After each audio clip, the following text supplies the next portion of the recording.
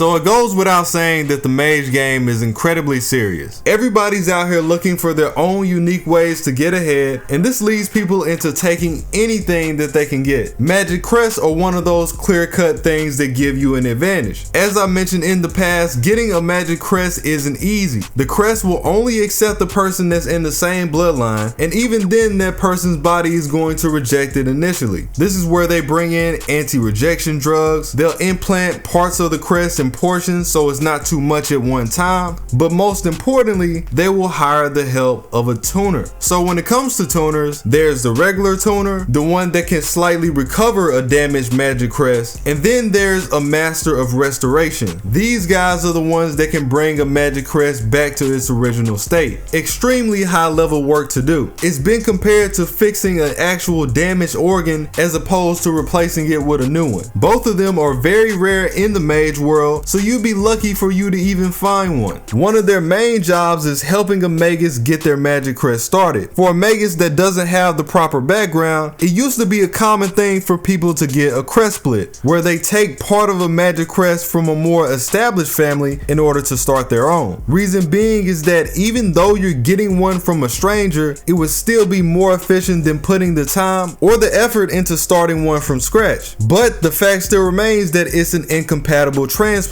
and this would also cause a damage to the split. This is where the tuners come in. They fix the split, usually taking them around a couple of months to a year, and then everything is all good again. So now I'm sure you're thinking, fixing a magic crest, that's a pretty big deal. What are the tuners getting out of this? Obedience. In exchange for them fixing the split, the tuners are said to get tremendous loyalty out of whoever requested help with their crest. They might strike up a deal to get some items, money, support, whatever they feel is necessary, and that will be their compensation. Now, if the head of the family that requested the tuner just so happens to die, you're out of your end of the deal. So they really gotta watch who exactly they get into their agreements with. Melvin, for example, from Case Files, he's a tuner. We see him working alongside Waver's group. He's from the Democratic faction, and he comes from a branch of the Transplantations. He's also one of Kana's former students, so he's like 30. There was a part of Case Files where Lord McDonald tricked him into giving his support by strengthening his magic circuits via the tuning. What happens during the process of tuning is the realignment of a person's wavelengths. So there's a wavelength for the actual person, and then there's a wavelength for their magic crest. And what he's trying to do is bring these wavelengths closer together, and in doing so, he will increase their power for a short amount of time. The closer they are, they get a finite boost through their magic circuits. When he did his tuning for Yvette and Gray, Waver's students, he was able to increase their power by 20%, which is huge when you think about it, because it didn't really take much for him to do this at all. He actually does this by playing his violin and then applying a special medicine on top of your magic crest. He also said that it was only 20%, as if to imply that he could do more if he needed to. So for Melvin's character, he has this thing where he's kind of dying for no reason, like Okita. Obviously we know Okita has tuberculosis, I'm just being facetious, but he does have a condition. So there's times where you'll be in conversation with him and he'll just randomly start coughing up blood out of nowhere. With all that going on, he had to leave his former life as a competitive mage behind, and that's how he ended up being a tuner. Now he can still have his hand in it without being too deep in. Yvette mentions that he is outright the greatest tuner in all of Britain, and even Lord McDonald gave him props when Melvin used his tuning abilities on him. Funny enough, we do have word that there actually used to be a family of tuners that used to live with the Einsburns. Of course, they're no longer around by the time we get to the series, but that used to be the case. They had their own building, they would act as traders and representatives for the Einsburns, and they'd pretty much tune whatever needed to be handled. You know, with them being homunculi, going out into the world to get material or negotiate can sometimes be problematic. So the tuners would do this in their stead. When the Einsburn family started to decline, the tuner family started to decline alongside them. And by the time it was 2004, which is Face Day night, there was only one tuner remaining.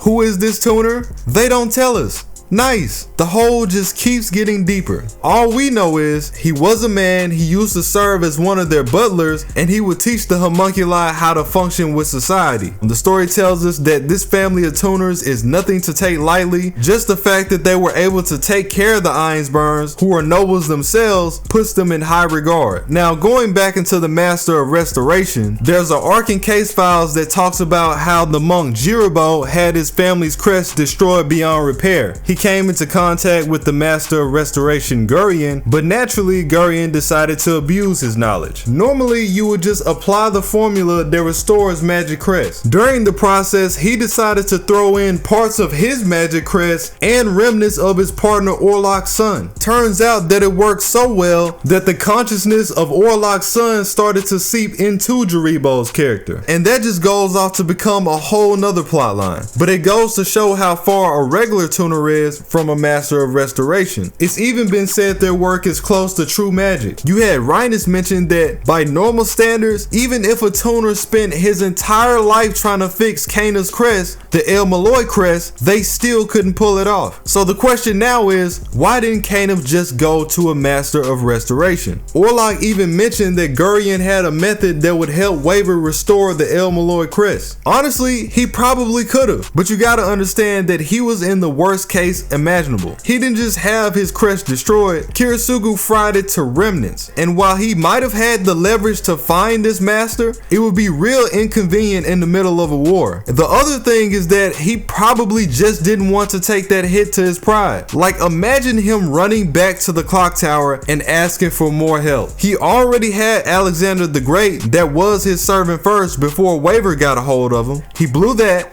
He had a plethora of mystic codes at his disposal. He decided to take Hydrodrum. He blew that. And now he's coming back asking for even more help. Keep in mind that Cana is supposed to be that dude. He would rather shoot a priest than run back to the clock tower and have them besmirch his name like that. That's just the honest truth. These dudes are wildin', I'm telling you. The other question now is, who are the rest of the tuners? Yvette did say that Melvin was the best one in Great Britain, but Melvin also brought up that there are some others that come close, they just don't quite pass them up. So who are those unnamed tuners? Who are some of the first people to become a tuner? We already know that they existed around the time that the Ironsburns were present, and with the Ironsburns, we're talking as early as 1 AD.